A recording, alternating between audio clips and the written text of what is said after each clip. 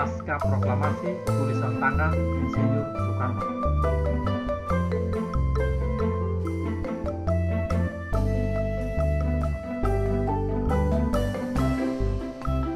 Proklamasi.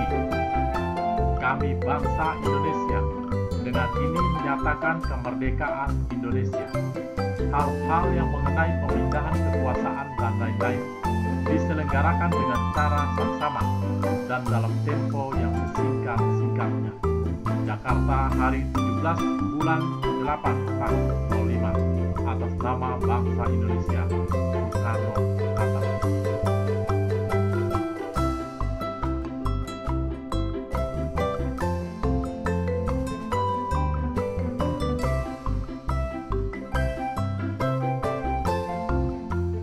Proklamasi kemerdekaan yang dilakukan pada tanggal 17 Agustus 1945.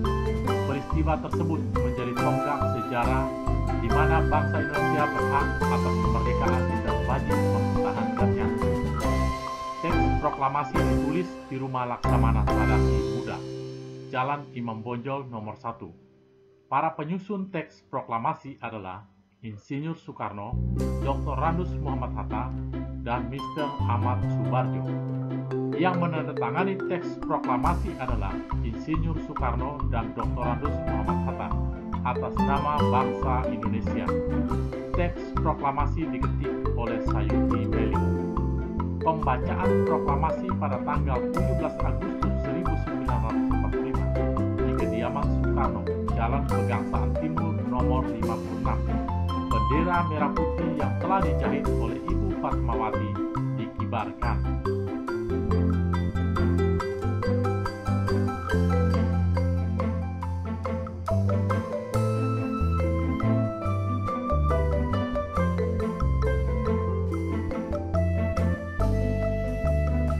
Upaya mempertahankan kemerdekaan Indonesia tidak hanya dilakukan melalui pertempuran, namun juga dilakukan melalui jalur diplomasi, perjanjian, dan perundingan seperti 1. Perjanjian Linggarjati 15 November 1946 sampai 25 Maret 1947. 2. Perjanjian Renville 8 Desember 1947 sampai 17 Januari 1948. 3. Perjanjian Rum Proyek 14 April 1949 sampai 7 Mei 1949. Dan 4.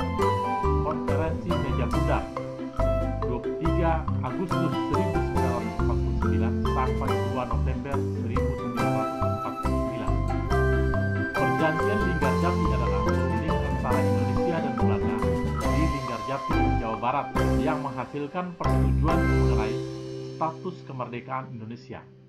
Perjanjian tersebut ditandatangani secara sah oleh kedua negara pada 25 Maret 1947. Hasil perundingan: 1. Belanda mengakui secara de facto wilayah Republik Indonesia yaitu Jawa, Sumatera, dan Madura. 2. Belanda harus meninggalkan wilayah RI paling lambat tanggal 1 Januari 1949. 3. Pihak Belanda dan Indonesia sepakat membentuk Negara Republik Indonesia Serikat atau RIS. 4. Dalam membentuk RIS, Indonesia harus bergabung dalam Commonwealth atau Persemakmuran.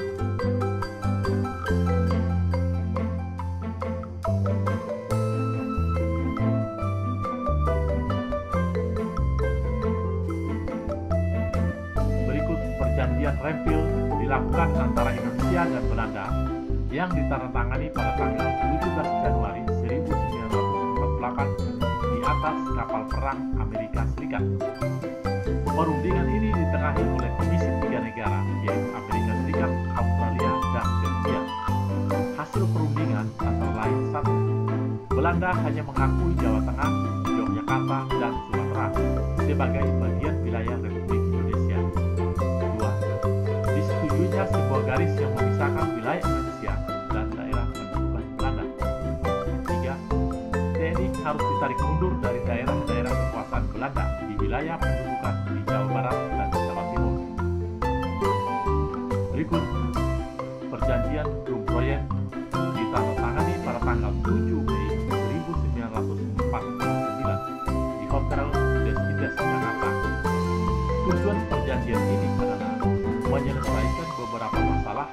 mengenai kemerdekaan Indonesia sebelum KMB di Den Haag. Hasil perundingan antara lain: 1. Angkatan Bersenjata Indonesia akan menghentikan semua aktivitas gerilya. Pemerintah RI akan menghadiri KMB. 2. Pemerintah RI dikembalikan ke Yogyakarta. 3. Angkatan Bersenjata Belanda akan menghentikan semua operasi militer dan membebaskan semua tawanan perang.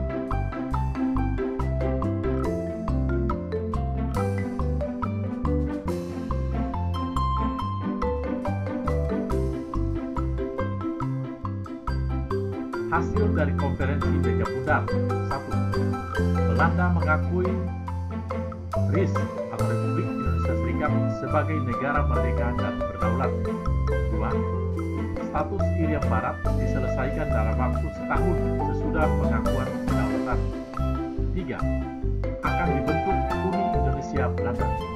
4. Republik Indonesia Serikat atau RIS mengembalikan hak milik Belanda dan memberikan hak konsesi dan izin baru untuk perusahaan-perusahaan Belanda. 5. Pengambil alihan utang Hindia Belanda oleh Republik Indonesia Serikat.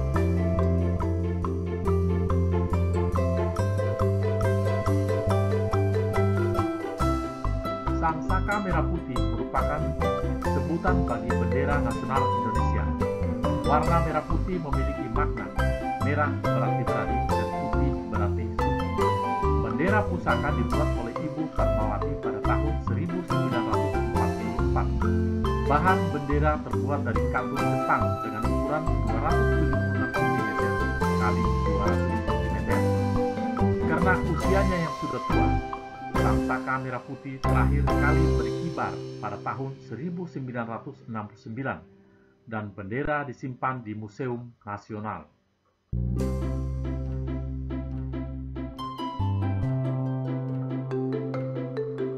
Makna proklamasi kemerdekaan bagi bangsa Indonesia: 1. Menandai lahirnya bangsa Indonesia sebagai bangsa yang merdeka. 2. Puncak perjuangan bangsa Indonesia meraih kemerdekaan. 3. Pengakuan dari dunia luar. 4. Bukti bahwa Indonesia merupakan bangsa yang mandiri. 5. Landasan untuk bersikap terhadap dunia.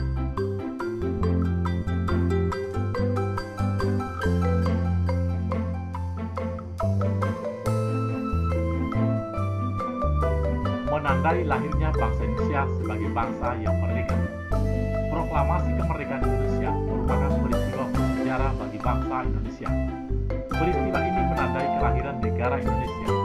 Peristiwa proklamasi kemerdekaan pada tanggal 17 Agustus 1945 sebagai pernyataan atas kemerdekaan bangsa Indonesia. Puncak perjuangan bangsa Indonesia meraih kemerdekaan. Golongan muda dan golongan tua bersatu dan bersepakat memproklamasikan kemerdekaan Indonesia. Kedua golongan tersebut menyingkirkan perbedaan pendapat dan bersatu demi kemerdekaan Indonesia. Peristiwa ini merupakan puncak perjuangan bangsa Indonesia, yaitu terbebas dari penjajahan bangsa asing.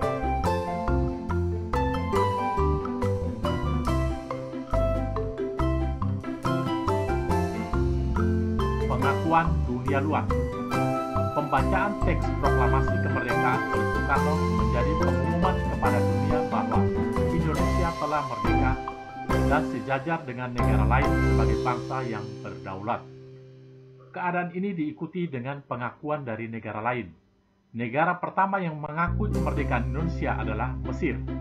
Pengakuan kemerdekaan Indonesia kemudian diikuti oleh Suriah, Irak, Lebanon, Yaman, Saudi Arabia, dan Afghanistan.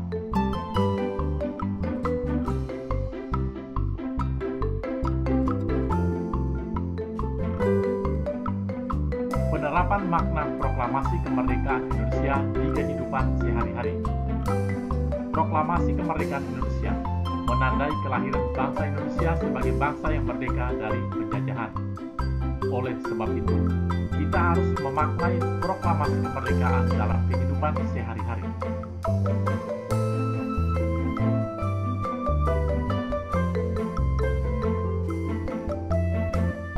Makna proklamasi Indonesia dalam kehidupan sehari-hari antara lain sebagai berikut.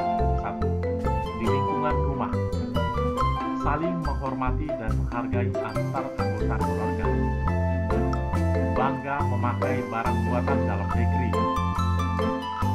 Mengerjakan kegiatan bersama-sama anggota keluarga. Mengembangkan hidup rukun dalam keluarga. Rajin membantu orang tua. 2.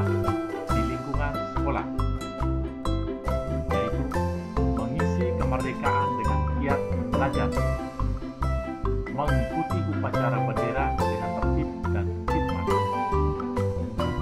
mengamalkan Undang-Undang Dasar 1945 untuk mengenang perjuangan para tokoh dalam merumuskan,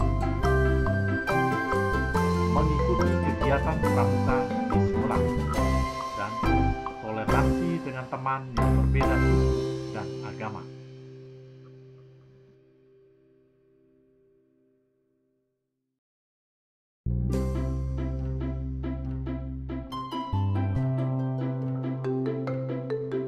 Di lingkungan masyarakat, yaitu kerjasama dalam mempersiapkan peringatan proklamasi kemerdekaan Indonesia, bersatu menjaga kerukunan bangsa, mengembangkan sikap saling menghormati dan menghargai antar masyarakat Indonesia, mendukung pemerintah dalam melaksanakan pembangunan nasional, dan mengutamakan kepentingan bersama daripada kepentingan pribadi.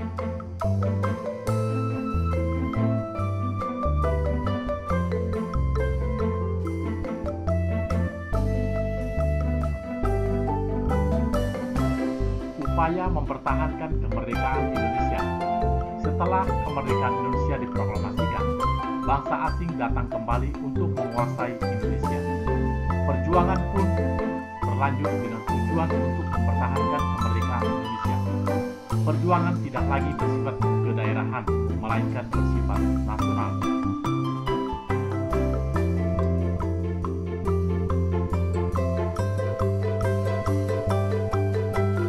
Pertempuran-pertempuran yang dilakukan sebagai upaya mempertahankan kemerdekaan Indonesia. Pertempuran Medan Area di Kota Medan, Sumatera Utara. Penyebabnya adalah Sekutu dan Belanda ingin mengambil alih kekuasaan di Kota Medan. Penduduk pun tidak terima dan melakukan perlawanan.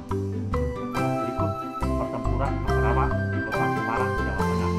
Pada tanggal 20 Oktober 1945, tentara Sekutu mendarat di Semarang sambil memboncengi NICA, organisasi semi militer Belanda. Hal ini menimbulkan kemarahan pihak Indonesia. Salah satu tokoh pertempuran ini adalah Kolonel Sudirman. Yang berikut, Bandung Lautan Api di Kota Bandung, Jawa Barat. Peristiwa Bandung Lautan Api pada tanggal 23 Maret 1946. Para pejuang Indonesia membumi hanguskan Bandung bagian selatan untuk mencegah tentara Sekutu dan NICA menggunakan semua fasilitas sebagai markas mereka.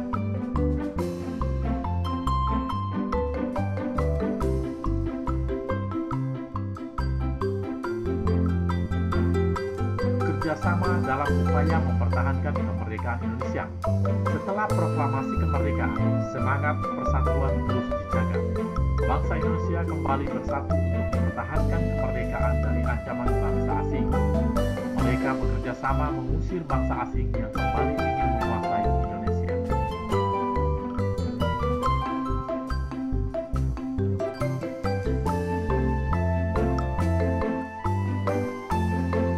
Manfaat kemerdekaan bagi kesejahteraan bangsa Indonesia. Setelah merdeka, seluruh rakyat Indonesia berhak memperoleh pendidikan yang layak. Pendidikan yang layak bagi semua golongan merupakan salah satu tujuan bangsa Indonesia.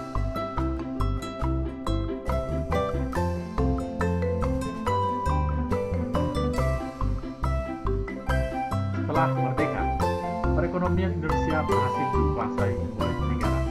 Pemerintah mulai memperbaiki perekonomian bangsa Indonesia.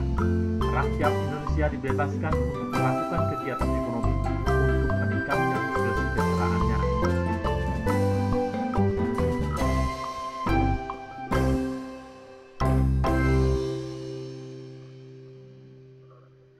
Setelah merdeka, setiap rakyat Indonesia memiliki hak dan kewajiban yang sama.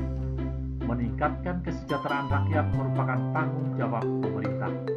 Misalnya dengan membuka lapangan pekerjaan untuk mengurangi pengangguran dan mendukung program pemerintah.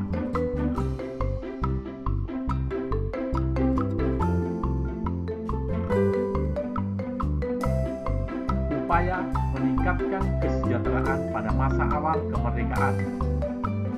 Kebijakan Uang Republik Indonesia atau disingkat ORI pada 1 Oktober 1946, pemerintah mengeluarkan larangan menggunakan mata uang minca dan digantikan dengan penggunaan ORI sebagai alat pembayaran yang resmi di Indonesia.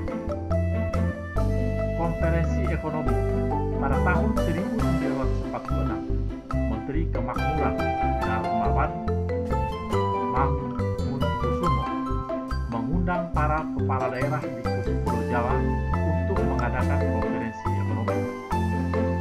Pinjaman nasional. Pemerintah mendirikan Bank Tabungan Pos. Program ini bertujuan untuk mengumpulkan dana bagi kepentingan perjuangan dan meningkatkan kepercayaan rakyat kepada pemerintah Indonesia.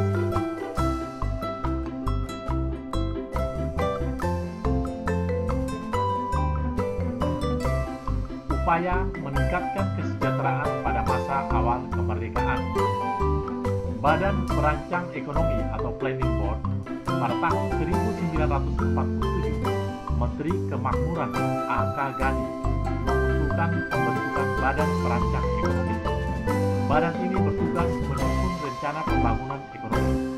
Program rencana ini meliputi menasionalkan bangunan umum, perkebunan, dan industri menjadi milik negara, serta penyitaan perusahaan milik Jepang sebagai ganti rugi terhadap Indonesia. Rencana Kasimo.